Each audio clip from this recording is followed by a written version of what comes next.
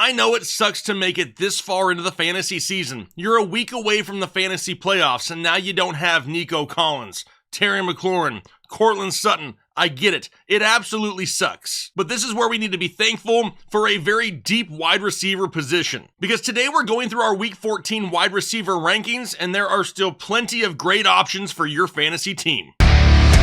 What is going on, Headliner Nation? Hopefully everyone is doing well out there today, where we talk about my quick and dirty top 36 wide receivers for Week 14. Now, before we dive into the rankings, let's first take a look at some of my bigger hits and misses from just last week.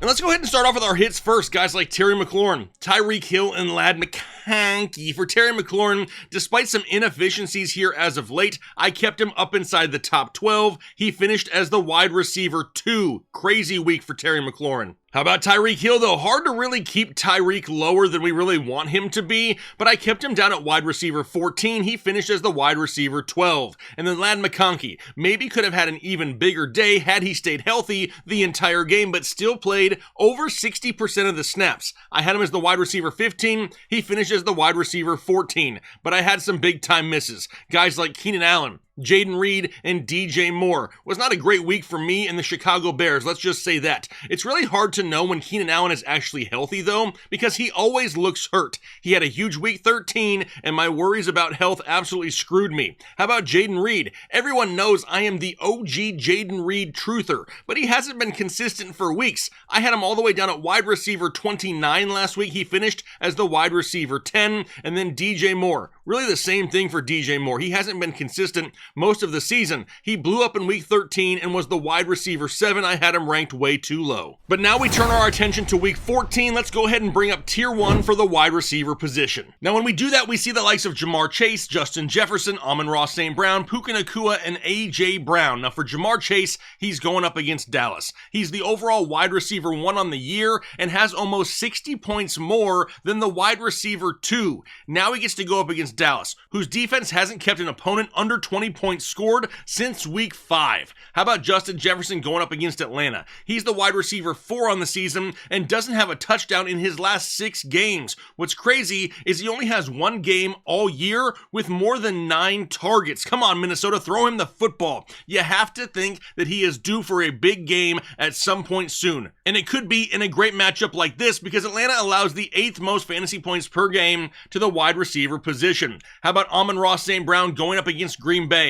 And it kind of hurts when he doesn't find the end zone. And after having a streak of touchdowns in 8 straight games, he now hasn't had one the last 2 weeks. But with the Green Bay secondary hurting like they are, he should have a chance to bounce back this week. Which then brings us down to Puka Nacua going up against Buffalo, and he's now had at least 90 yards receiving or a touchdown in 4 straight ball games. The Bills are so much tougher to throw on than run on, though. They allow the 2nd fewest fantasy points per game to the wide receiver position. But at least this game is at home in LA, because typically Puka feasts when he's in LA. How about A.J. Brown going up against Carolina? Now, it sounds like Devontae Smith could be back for this game, but Dallas Goedert is currently questionable to play. But don't just look at this matchup against Carolina and think it's some cakewalk. Carolina is much harder to pass on than they are to run on. They actually allow less than the league average when it comes to fantasy points scored to opposing wide receivers. However, the ceiling is still so high, I had to keep A.J. Brown the bottom of tier 1. Now, before we dive into tier 2, let me shout out today's sponsor, Turtle Beach. And I'm going to continue talking about Turtle Beach until you stop procrastinating.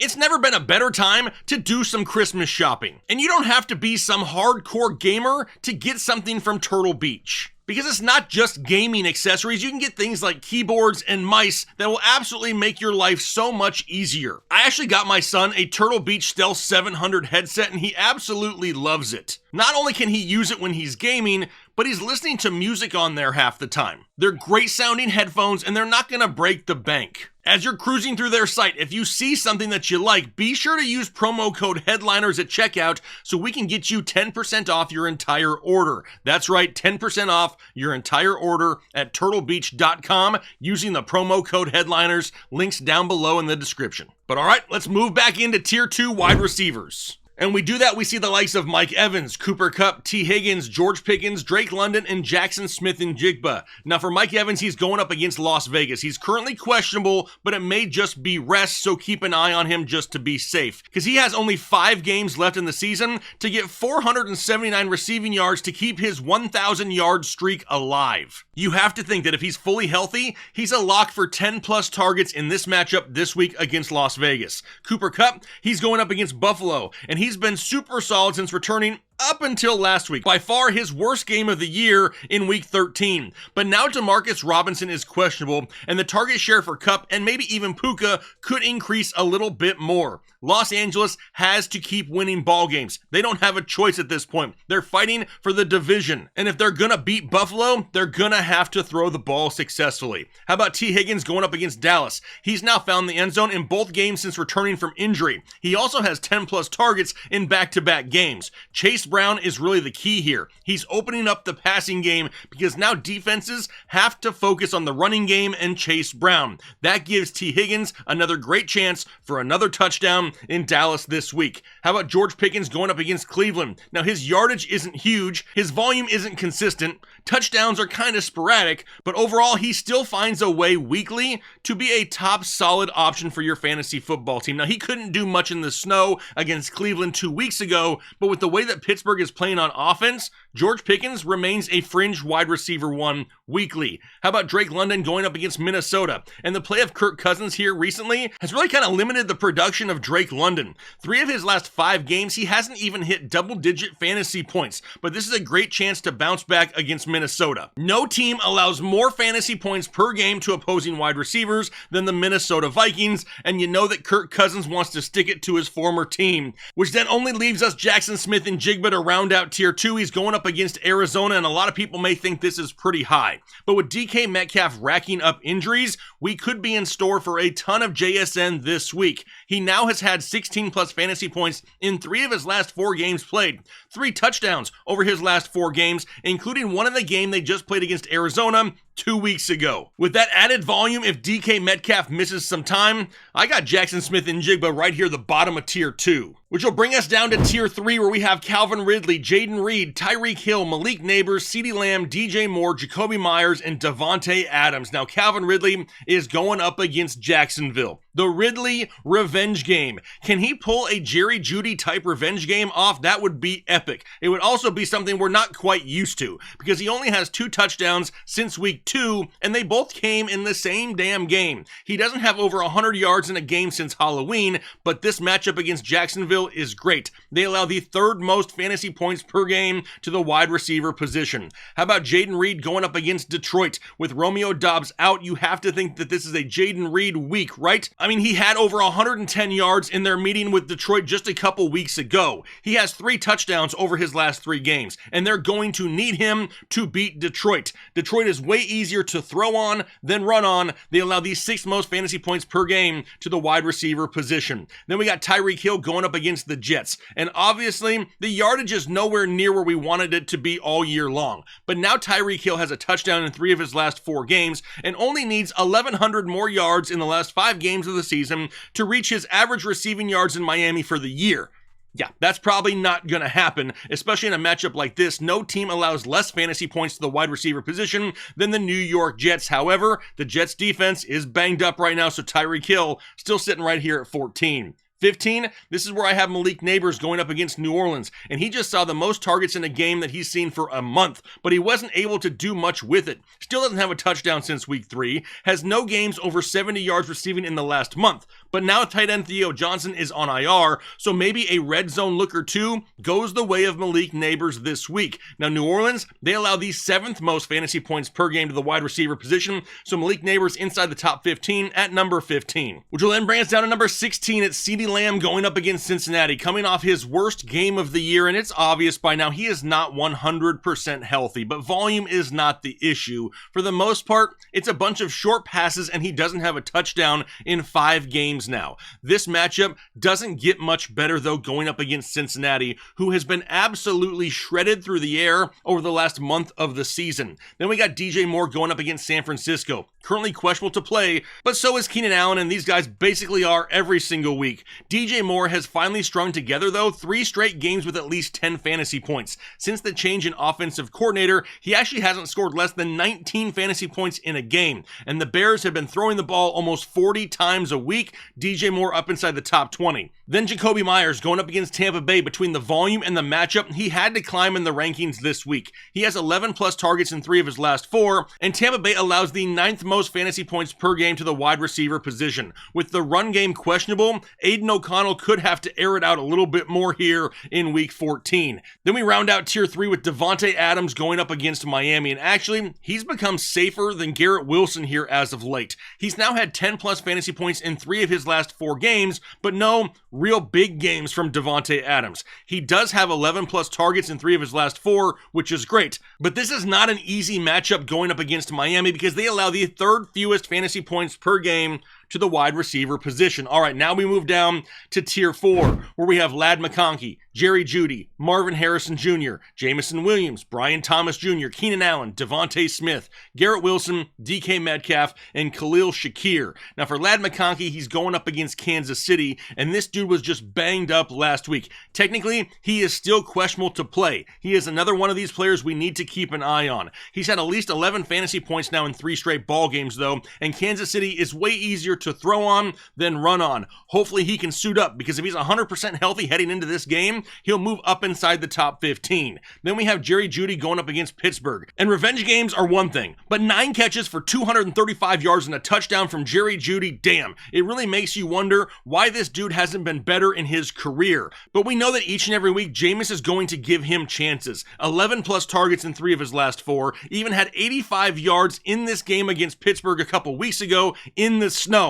So he's up inside the top 24 at 21. Then we have Marvin Harrison Jr. going up against Seattle. And everyone, sit down. Please, are you sitting? Okay, Marvin Harrison just saw double-digit targets in a game for the first time since week 3. Can we get a round of applause for the Arizona Cardinals actually throwing him the football? And now he's also got touchdowns in 3 of his last 5 games played. Now, he isn't some safe wide receiver 1 each week by any means. Seattle actually shut him down 2 weeks ago, but at least he's entered flex territory at this point. After him, though, we move down to Jamison Williams going up against Green Bay, and it's week 14, and I don't need to keep telling you that he is some boom or bust play. There is no way of predicting when it's going to happen. There is no logic behind it, and he didn't face Green Bay in their meeting just a couple weeks ago, but we do know that this Green Bay secondary is banged up, and the big play is always an option for Jamison Williams. Then we got Brian Thomas Jr. at 24 going up against Tennessee. In full disclosure, I felt a lot better about Brian Thomas Jr. with a healthy Trevor Lawrence than I do a healthy Mac Jones. He was more of a set it and forget it type guy with Trevor Lawrence, but now he's more of a set it and sweat it. But with all the injuries in Tennessee, he's still going to barely make the top 24 at number 24. Then at 25, we got Keenan Allen going up against San Francisco. And I feel like every single game, Keenan Allen is limping around the field on the verge of major injury. Then he comes out and just catches touchdowns. Now has touchdowns in back-to-back games, and you guessed it, is still questionable to play this week. If he's healthy, he'll move up a few spots. They're going to need him to try to beat San Francisco this week. Then Devontae Smith going up against Carolina. Sounds like he should be good to return this week, and with Dallas Goedert still questionable, we could have an opportunity for Devontae Smith to get some added targets. However, Carolina is easier to run on than throw on, and Philadelphia may choose to work him back in slowly. More of a high-risk, high-reward flex play in week 14. Then we got Garrett Wilson going up against Miami. And what the hell happened to Garrett Wilson? Dude made one of the greatest catches I've ever seen, and now doesn't have over 100 total yards in his next 3 games combined. Volume is there, but it's all super short. It's not down the field. And like we mentioned with Davante Adams, this is not an easy matchup, a very tough matchup going up against Miami, so he's down here in tier 4. DK Metcalf going up against Arizona. Does he play? And if he does, how limited is he? He hasn't had a touchdown or gone over 70 yards in his last 3 weeks. You can tell he's not 100% healthy since injuring his knee a few weeks ago. Arizona also held him in check 2 weeks ago. So between that and the injuries, he's nothing more than a low-end wide receiver 2, high-end wide receiver 3 for for the foreseeable future. Which brings us to Khalil Shakir to round out Tier 4, going up against the Rams. The Bills clinching early isn't great for guys like Khalil Shakir. He isn't going to be overly needed down the stretch, especially when Buffalo is up by almost 2 scores every single week. Now, this is not a bad matchup, but Khalil Shakir this week against the Rams is more of a flex play than a wide receiver 2. Which will bring us down to Tier 5, where we have the likes of DeAndre Hopkins, Juwan Jennings, Darnell Mooney, Nick Westbrook-Ikhine, Jordan Addison, Jalen Waddle, and Adam Thielen. Now for DeAndre Hopkins, he's going up against the Chargers. He's got back-to-back games with at least 10 fantasy points, and he's getting consistent looks weekly. In a game like this one, where it's easier to throw on LA than to run on LA, we could see DeAndre Hopkins right around 8 targets or so, which makes him a flex-worthy option at worst this week. Then Juwan Jennings going up against Chicago, and people are always asking me, why is Juwan Jennings not higher in the rankings? Because the dude has a combined 8 catches for 96 yards over his last 2 games. But now Christian McCaffrey is out. Jordan Mason is out. Deebo Samuel, he's basically damn retired at this point because he hasn't done anything on the field in forever, and Chicago keeps putting points up on the board, which means San Francisco is going to have to throw more this week to win this ball game. That's why Juwan Jennings is in the rankings this week. How about Darnell Mooney going up against Minnesota? And I can't believe how this guy was once out there getting 8 to 9 targets a game and scoring touchdowns left and right, and now has a total of 47 yards in his last 2 games combined. This is a great time for a bounce back, though. No team allows more fantasy points per game to the wide receiver position than the Minnesota Vikings, so Darnell Mooney up inside the top 36. Then we got Nick Westbrook-Ikhine going up against Jacksonville. Is he touchdown dependent? Hell yeah, he is. But damn it, he has 8 touchdowns over his last 8 games. He just saw a season high in targets with 8, and now he gets to go up against Jacksonville, who allows the 3rd most fantasy points per game to opposing wide receivers. Then we go down to Jordan Addison against Atlanta. So out of his 10 games this year, he's been fantasy relevant in 4 of them. The good games are great, don't get me wrong, but that's why he's a fringe start weekly and not some must-start guy. I'm trying to hit more often than 40% of the time. Then we got Jalen Waddle going up against the Jets, and really similar to Jordan Addison, the good games are great, but they aren't there most weeks. 4 catches for 50 yards, that's right around the norm for Jalen Waddle this year. It is worth noting, though, that he has absolutely torched the Jets in both games he played against them last year. Over 110 yards receiving in both of them. He's a long shot, but it could happen in week 14. And then Adam Thielen going up against Philadelphia. He's back to full health and just saw 10 targets. He turned it into 8 catches for 99 yards and a touchdown last week. Bryce Young is playing great. We've seen him and Thielen be a thing before. And it's not going to be easy for Carolina to run the ball on Philadelphia. At this point of the rankings, I'd be happy with 7 catches for 80 yards from Adam Thielen. All right, there you have the top 36 wide receivers for Week 14 fantasy football. We got one more Bimageddon to get through here in 2024, so we can start making our way towards a bunch of fantasy championships. Now, if you enjoyed today's show, do me a favor by hitting the like button if you haven't already. And trust me, you really want to hit the like button, because if you don't, your wide receiver one's only going to score 4 fantasy points in Week 14. I don't know about you, I don't want any of my wide receivers scoring 4 fantasy points. But on that note, I'm going to go ahead and get out of here for the day. Hopefully you enjoy the rest of your day, and then most importantly, do your part to make the world a better place. Analytics off the chain, other channels not the same. Jake and Kyle, you know the name. Headline Nation, we running the game.